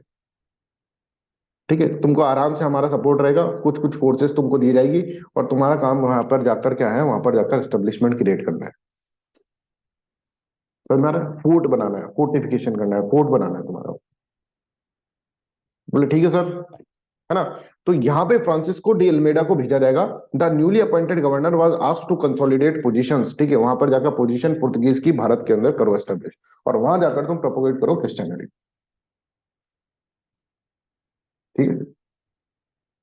तो ये निकलेगा, ठीक है सर, जैसे आपकी मर्जी, हम चलते हैं। अब ये पुर्तगीज के अंदर अब ऑफिशियली, पहले भी वो भी वास्को डिगामा भी ऑफिशियली गया था, ठीक है, पर वास्को डिगामा का यही काम था कि उसको ट्रेड रूट ढूंढना है, रिलीजन विलीजन प्रोपोगेट करना उसके दिमाग में नहीं आया। ठीक है, उस ना ही उसको बोला गया, और उसने तो भाई खूब प्रॉफिट कमाकर वो घर पर आया। प्रॉफिट देख के फिर राजा के मन में लड्डू फूटेगा, बोलेगा यहाँ के लोग जो है उसके अंदर एक तो हम क्रिश्चियनिटी करेंगे और वहां से पैसा भी हम कमाएंगे। ठीक है। तो पुर्तगीज का मेन ध्यान जो था पैसा कमाने में नहीं था, ध्यान पैसा कमाने में। बिना पैसे कमाए नहीं होगा, पैसा तो कमाना ही पड़ेगा। ठीक है। तो आप देखेंगे पैसा तो बहुत इंपॉर्टेंट है भाई, बिना पैसे के है ना भूखे पेट भजन ना होए। समझ में आ रहा है कि भूखे पेट तो भजन नहीं होते हैं। जब आपके पास पैसा होगा तभी जाकर ना फिलोसफी और आत्मा है कि परमात्मा है कि ज्ञान है कि वो है, ये सब चीजें तभी सोच पाएंगे जब पेट भरा होगा। भूखे पेट कोई आदमी सोचेगा क्या? उसको तो है भाई रोटी मिल जाए, मैटर है कि सोल है कि उसको क्या करना है, सोल इटर्नल है उसको क्या करना है, चेंजिंग है इटर्नल उसको क्या करना है। ठीक है, तो यहाँ पर अगर हम देखेंगे तो फ्रांसिस्को दे अल्मेडा को बोला जाएगा, और फ्रांसिस्को दे अल्मेडा को ये जो किंग है, ठीक है, ये किंग है ना, मैनुअल वन, ठीक है, जो कि 31 में 40, ये याद नहीं रखना है ना, ये कुछ भी याद नहीं रखना, नोन एज द फॉर्चुनेट। इस किंग का नाम देखो, पहले किंग का नाम नेविगेटर था, इसका नाम था फॉर्चुनेट। ठीक है, इनका निकनेम होता है सब। Was king of Portugal from 1495 to 1521, और उसके अंदर 1505 के अंदर उसने क्या करा, फ्रांसिस्को दे अल्मेडा को बोला कि भाई फ्रांसिस्को दे अल्मेडा जाओ और वहां पर सत्य करो। तो उसने बोला साहब हमारी पॉलिसी क्या होगी, what will be the our policy, our policy will be blue water policy. वहां पर जाकर उसको डोमिनेट करना है। ये बहुत सारे लोग यहाँ पर क्या करना चाह रहे हैं, यहाँ पर आने की कोशिश कर रहे हैं, तो वहां पर जाकर आपको डोमिनेट करना होगा। ठीक है, तो कहा ठीक है सर, कोई अनजान देश में मेरे को जाना है और वहां पर जाकर मेरे को कुछ ब्लू वाटर पॉलिसी लगानी है, और फोर्ट बनाओ भाई, फोर्ट बनाओ। और उस वक्त उसको बोला गया था ये भाई 4 जगह पे, इन 4 जगह पे फोर्ट बनाना। ये भाई अपना वास्को डिगामा से मीटिंग करो। वास्को डिगामा ने बोला ये 4 जगह मस्त है साहब, इधर फोर्ट बना लो, तो लाइफ झिंगा लगा। तो बोले इन 4 जगह पे फोर्ट बनाना, बिल्कुल क्लियर कट इसका ऑब्जेक्टिव था, और जो है ब्लू वाटर पॉलिसी लगाओ। अब क्या होता है ब्लू वाटर पॉलिसी क्या होता है? अब ये तो समझ गए फ्रांसिस्को डे अल्मेडा है पहले, और फ्रांसिस्को डे अल्मेडा को इनके जो किंग है मैनुअल वन ने ये बोला कि भाई आप जाकर वहां पर ब्लू वाटर पॉलिसी लगा देना और फोर्ट बना देना। फोर्ट के ऊपर बहुत ज्यादा फोकस हुआ कि फोर्ट बना देना, और इसके अंदर इस तरह की आप पॉलिसी कुछ लगा सकते हो। ये ब्लू वाटर पॉलिसी फिर बाद में नाम आया, पहले उनको बोला कि इस तरह की कुछ पॉलिसी लगा सकते हो जिसमें लाइसेंसिंग सिस्टम। अब ये क्या करना की कोशिश करी थी कि जिसके द्वारा कि पुर्तगीज की ट्रेड मोनोपोली हो जाए, किसके अंदर, भारत के अंदर। अब भारत के अंदर ट्रेड मोनोपोली हो जाए तो इसके लिए क्या करना पड़ेगा, ये देखो अगर हम देखेंगे यहाँ भारत है, यहाँ पे इंडियन ओशन है। हाँ अभी बताएंगे, पूरा बताएंगे, पोर्ट क्या होते हैं ये सब चीजें बताएंगे। ठीक है, यहाँ पर क्या हुआ, यहाँ पर इस तरह से जाकर क्या करेंगे, यहाँ पर इस तरह से आप देखेंगे कि ये इंडियन ओशन है। अब ब्लू वाटर पॉलिसी क्या है, ब्लू वाटर मतलब, ब्लू वाटर मतलब वाटर के अंदर ही होगी। तो उन्होंने ऐसा नहीं करा कि भाई यहाँ पर जो भारत में आएगा, नहीं, उन्होंने कहा इंडियन ओशन के अंदर जो भी जहाज दिखेगा ना, इंडियन ओशन के अंदर जो भी जहाज दिखेगा ना, उसके पास एक लाइसेंस होना चाहिए, और that licence should be given by the Portuguese government. Portuguese government का एक लाइसेंस होना चाहिए। अगर हमको कोई ऐसा शिप हमने पकड़ लिया जिसके पास पुर्तगीज गवर्नमेंट का लाइसेंस नहीं है, तब की तब डुबो देंगे। इंडियन ओशन मतलब ये वाला जो रूट है उसको बंद करने की कोशिश कर, कोई भी, और कोई भी अरब मुस्लिम से लेकर कोई भी आएगा, अरब ट्रेडर से लेकर कोई भी आएगा, कोई भी नहीं यहाँ पर आए, कोई भी जहाज यहाँ पर दिखेगा तो उसके पास पुर्तगीज गवर्नमेंट का दिया हुआ क्या है, दिया हुआ लाइसेंस होना चाहिए। ठीक है, तो यहाँ पर अगर हम देखेंगे जो ये थे, इन्होंने क्या करा, ये थे फ्रांसिस्को डे अल्मेडा। ठीक है, अब हमको ये नहीं देखना है, अब देखो इस डायमेंशन में मत जाना, ठीक है, कि भाई सर ये इन्होंने क्या क्या अचीवमेंट है इसके, कहां पर, पुर्तगीज के अंदर। ठीक है, क्यों इसको ही क्यों भेजा, इस तरह से नहीं जाना। ठीक है, वो फिर अगर हम फ्रांस के अंदर बैठ के हम उसका यूपीएससी दे रहे होते हैं तो हमको इंपॉर्टेंट होगा, सॉरी पुर्तगीज के अंदर बैठकर। ठीक है, हमें यह है कि इसने भाई ने यहाँ पर आकर क्या करा, इसने यहाँ पर आकर ब्लू वाटर पॉलिसी निकाली, तो हमारी यूपीएससी में ये पूछा जाएगा ब्लू वाटर पॉलिसी किसने निकाली साहब, ये बताओ कौन से, इसने फ्रांसिस्को ने लगाई, ठीक है, कि अल्बर्गी ने लगाई, ठीक है, कि नीनो दी कौना ने लगाई, किसने लगाई। तो इस तरह से है ना। अच्छा ये तो याद हो गया फैन। ठीक है, दो अपने ट्रिक बनाई, तो पीडी इंग्लिश मूवी डाली और फिर उसको फ्रेंच फ्राइज के साथ देखी, और एक पुर्तगीज ने आते ही पंखा चलाया, पंखा चलाने का मतलब पहले फ्रांसिस्को दे अल्मेडा, ठीक है, फिर अल्फोंसो अल्बर्गी, और फिर नुनो दा कनाम। ठीक है, अब ये तीन इंपॉर्टेंट है, सबसे पहला है ये, फिर ये, और फिर बीच में आए होंगे, पर ये तीन जो होंगे दैट इज इंपॉर्टेंट, है ना। इस तरह से आपको याद रखना। अब क्या हुआ, ब्लू वाटर पॉलिसी क्या है, licence system was created to control and enforce the Portuguese trade monopoly over the wide area in the Indian ocean, की इंडियन ओशन के अंदर कोई भी आएगा तो उसको लाइसेंस के साथ आना चाहिए, और लाइसेंस क्या है? पुर्तगीज गवर्नमेंट का लाइसेंस है, ठीक है। In the Indian ocean taking advantage of the local commerce officially no vessels were permitted to sail in the Indian coast without this document, risking losing their cargo, being attacked and even sunk by the Portuguese, कि अगर यहाँ पर कोई दिख जाएगा हम क्या कर देंगे, हम यहाँ पे इस तरह की चीजें कर देंगे। समझ में आ रहा है? अब यहां पर जाकर ये सिस्टम समझ में आया कि यहां पर जाकर वो, अब पहला जो है डोमिनेशन तो कर दिया साहब, डोमिनेशन कर दिया, ब्लू वाटर पॉलिसी लगा दी। अब जो काम है वो क्या है? वो काम साथ साथ चल रहा है फोर्टिफिकेशन का, फोर्ट्स बनाना। फोर्ट बनाना का मतलब क्या है? एक तरह से ये एरिया जो है वो हमने कैप्चर कर लिया, ये एरिया हमारा है। फोर्ट का मतलब ये होता है, ठीक है। और फोर्ट जो होगा, ठीक है, जहां पर भी फोर्ट होगा, ठीक है, जहां पर भी फोर्ट होगा वहां पर उनका एस्टेब्लिशमेंट होगा, वो यहाँ पर जाकर अपना अपना रूल चला सकते हैं, ठीक है, और अपना इस तरह से कर सकते हैं कि ये एरिया हमारा हो गया। अब यहाँ पर कोई उसको अपोज करेगा तो इनके पास मिलिट्री है, ये सब चीजें हैं जिससे कि अपने आप को प्रोटेक्ट करेंगे।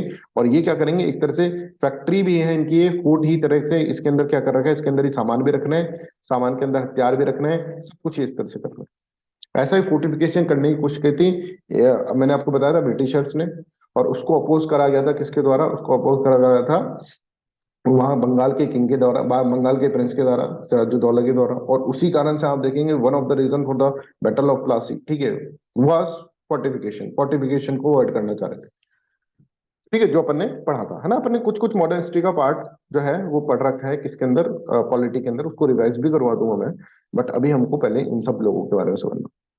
तो यहाँ पर जाकर उन्होंने, यहाँ पर देखिए, ही वुड सेटअप, इनको बोला गया था कि 4 फोर्ट्स बनाएंगे on the south western Indian coast, ठीक है। और अब फोर्ट जो थे, Anjediva island, Cannanore fort, Cochin fort और क्यूलोन, ये 4 नाम के फोर्ट बनाए। तो ये जो है कन्नौर जो जो है, कोचिन जो है, क्यूलोन जो है, ठीक है, और एनजी देवा फोर्ट जो है वो इस तरह से बनाएंगे। तो ये देखिए फोर्ट एनजी देवा है, ठीक है, यहाँ पर जाके साउथ गोवा के अंदर जाके उन्होंने फोर्ट बनाया, राइट। आप इसके अंदर देखिए, इसी तरह से अगर हम देखें कन्नौर जो फोर्ट है, ठीक है, ये केरला के अंदर कन्नौर फोर्ट है। कन्नौर फोर्ट जो ये है ना, कन्नौर, उसको अब नाम इस तरह से पड़ गया इसका, समझ में आ रहा है? इसी तरह से अगर हम देखें दूसरा जो फोर्ट है दैट इज कोची, कोचिन जो है दैट इज कोची फोर्ट। इस तरह से इन्होंने फोर्ट बनाया यहाँ पर।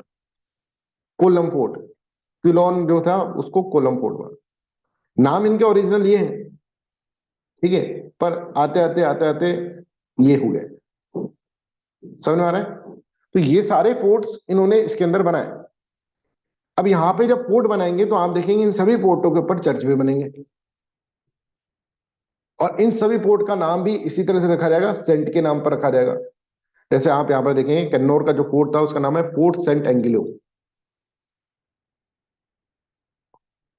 समझ में आ रहा है? अब यहाँ पर चर्च भी बनेंगे, और यहाँ पे वो सब, तो रिलीजन पर्सपेक्टिव यहाँ पे चल रहा है साथ साथ। एस्टैब्लिशमेंट यहाँ पर उनको ये है कि भाई रिलीजन चल रहा है। और ये देखो फोर्ट आपके यहाँ पे दिख रहा है, ये फोर्ट इस तरह से दिख रहा है, ये दीवारें बना रखी है, फोर्ट बना रखा है, पूरा का पूरा कवर कर रखा है इसको। ये फोर्टिफिकेशन है। अब इसके अंदर ये क्या रखते हैं क्या नहीं रखते हैं, इनका प्रेरोगेटिव हो गया। अब यहाँ पे इनको खाली एरिया मिला, जहां पे उन्होंने यहाँ पर जाकर उन्होंने जाकर फोर्ट बना दिया। और ये सब चीजें क्या है, उनके लोग पहले से देख के आ गए कि भाई क्या क्या करना है, पहले से डिसाइडेड था कि ये 4 फोर्ट बनाना है, इन इन जगह पर बनाना है, और उन्होंने ये 4 फोर्ट बना दिए, ठीक है। I hope this is clear to everyone.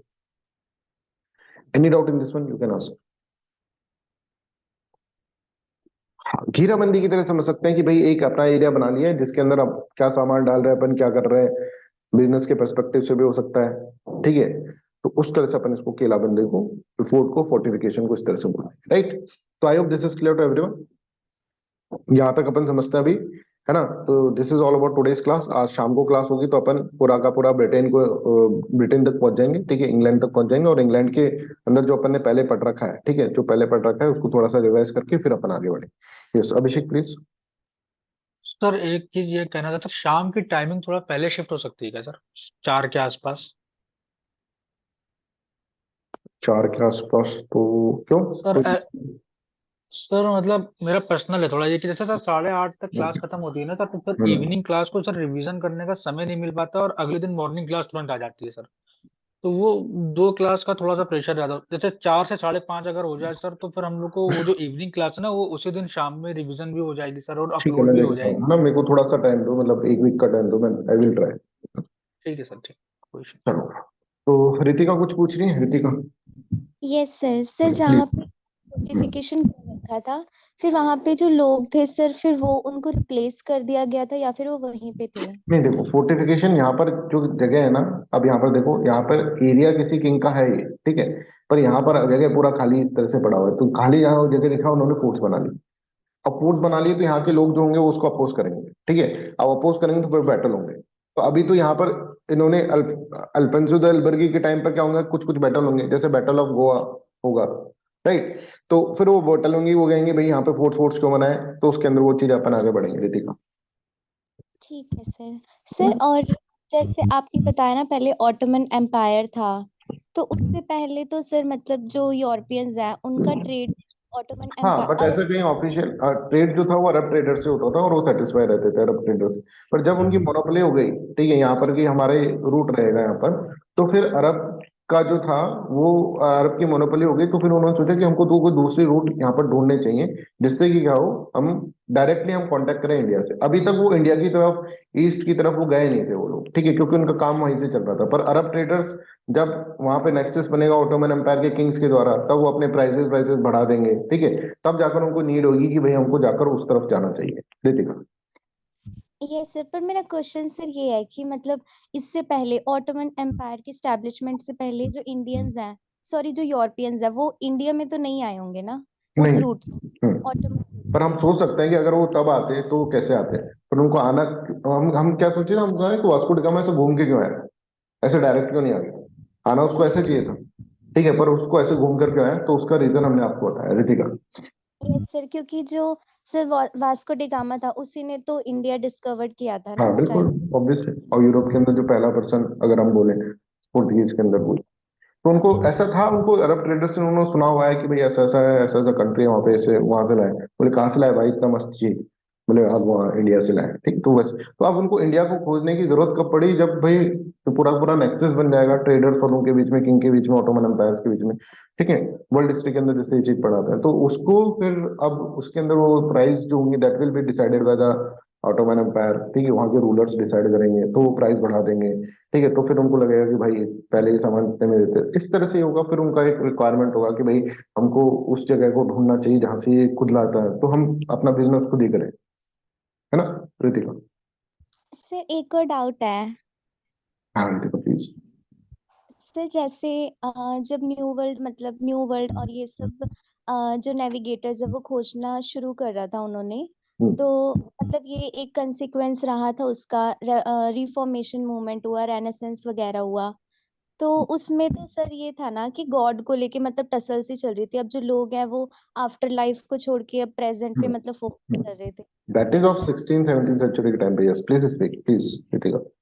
Yes sir, फिर वो मतलब तो भी गॉड को ही प्रमोट करने जा रहे हैं दूसरी कंट्री में, वो क्यों? नहीं, तब तक रिनेंसा मूवमेंट तो बहुत बाद के अंदर स्टार्ट, रिनेंसा मूवमेंट का मतलब क्या है कि जैसे 14 सेंचुरी खत्म हुई ना, तो 14 सेंचुरी से डार्क एज से आप कहाँ कहाँ पर आ गए, डार्क एज से आगे कंप्लीट, ऐसे नहीं हो कि बिल्कुल पूरा ट्रांजिशन हो गया डार्क एज से, एकदम से रिलीजन को बिल्कुल बंद कर दिया और फिर इस तरह से नहीं, चर्च तो थे, ठीक है, कैथोलिक चर्च की जगह प्रोटेस्टेंट चर्च आ गए, ठीक है, समझ रहे, तो रिलीजन वॉज देयर। पर रिलीजन को एक साइंटिफिक डायमेंशन के अंदर देखने लग गए वो लोग कि रिलीजन इस तरह का होगा। तो जो पहला जो रिलीजन था दैट इज एक ब्लाइंड फेथ आपको करना है उसके ऊपर, ठीक है, वो चीज ना करके हम रिलीजन को एक तरह से साइंटिफिक डायमेंशन के अंदर, उस चीज के अंदर जो लिखा है उसको समझने लग गए। पहले तो ये पॉप लोग जो बोल देते थे वही मानते थे डार्क एज के अंदर, तो ठीक है। 14 सेंचुरी के बाद बहुत सारी ऐसी चीजें हुई, नई नई डिस्कवरीज हुई और नई नई चीजें हुई, तो उसके साथ साथ ये नए नए आइडियाज आएंगे, ठीक है, एक रीबर्थ मूवमेंट, तो उसके साथ साथ ऐसा नहीं कि रिलीजन खत्म हो गया। रिलीजन को जो वो बोलते थे वो मान लेते थे, पहले वो बोलते थे रात है तो रात, दिन है तो दिन। पर यहाँ पर अब रिलीजन को साइंटिफिक डायमेंशन के अंदर समझने लग जाएंगे, बहुत सारे प्रोटेस्टेंट चर्च हो जाएंगे जो कैथोलिक चर्च के अगेंस्ट होंगे, तो ये रिलीजन ही तो है यस ना? सर। इसको, तो रिलीजन खत्म नहीं हुआ है कि रिलीजन तो आज भी है, ऐसे नहीं समझेंगे कि आज नहीं है रिलीजन। आज भी वहां पर अमेरिका के अंदर जब इलेक्शन होता है तो उसके अंदर religion play a very very important role. तो रिलीजन तो है ही, उसको प्रोपोगेट भी करना है, पर पहले जो ब्लाइंड फेथ था रिलीजन के बारे में, जो लिख कुछ और रखा है, सेल्फ एस्टेड लोग कुछ और बता देते थे, उस चीज के अगेंस्ट में मूवमेंट रिलीजन। और उसके अंदर काफी डिस्कवरी हुई, बहुत सारी डिस्कवरी, और फिर उसके बाद इंडस्ट्रियलाइजेशन हुआ तो फिर पूरा कमर्शियल पर्पस, अब सबके अंदर एक ग्रिड की भावना आ जाएंगी। ठीक है, अभी सब कुछ है कि हमको गॉड को भी ग्लोरीफाई करना है, खुद को भी ग्लोरीफाई करना है, इस तरह से ये चीजें। Ritika, yes sir, okay. ठीक है, तो अभी अपन ने हिस्ट्री स्टार्ट करी है, अब हिस्ट्री को बहुत अच्छे से अपन पढ़ेंगे, ठीक है, और अलग अलग डायमेंशंस के अंदर इसकी चीजें अपन कवर करने की कोशिश करेंगे, ठीक है। तो that's all for today's class, thank you so much for listening me. अभी अन अकेडमी का तो मैंने आपको बता ही दिया है कि वो जो क्लास हो रहा है 1.5 ईयर करंट अफेयर्स का क्लास, ठीक है, उस क्लास को सब देखें तो बेटर रहेगा। वही चीजें मैंने, जैसे आप लोगों को तो पता ही है कि फर्स्ट से 15 क्लास के अंदर मैं कंप्लीट करने की कोशिश करूंगा, लेक्चर 1 से लेकर लेक्चर 32 तक, ठीक है, जो अपन ने पढ़ा है। उसके बाद नई चीजें आपको देखने को मिलेगी, पर यहाँ पर अभी मैं थोड़ा सा एलोबरेटिव इसलिए पढ़ा रहा हूँ क्योंकि यहाँ पे ट्रिक्स विक्स और ज्यादा कुछ मैं बता दूं बच्चों को तो ज्यादा फायदा हो जाएगा। तो मैं एडवाइस करूंगा कि आप लोग इसको देखें इसको, ठीक है, और देखिए लाइव क्लास के अंदर, देखें लाइव क्लास के अंदर देखकर, और ज्यादा से ज्यादा इसका फायदा उठाएं, ठीक है, जो भी ट्रिक्स मैं बता रहा हूँ, क्योंकि मैं चाहता हूँ कि यार करंट अफेयर्स में भी फिर मैं थोड़ा और मेहनत कर लूँ तो तुमको सारी ट्रिक्स से ही याद करा दूं फिर। तो अलग अलग ट्रिक और भी बना रहा हूँ मैं, ठीक है। तो उससे क्या होगा, फिर तुम सबका भला हो जाएगा, मतलब सबका भला इस तरह से हो जाएगा कि भाई जो चीजें हैं जो आपको रटनी खुद को बनानी पड़ रही थी वो भी हो जाएगी उसके अंदर, तो वो भी देख लें। और अपन 1 से 32 लेक्चर तो आपके बहुत स्ट्रांग होने वाले हैं, क्योंकि हर टेस्ट में पूछे जाएंगे, ठीक है। टेस्ट होगा 18th को देयर विल बी टेस्ट, ठीक है। तो that's all for today's class, thank you so much, bye bye, take care.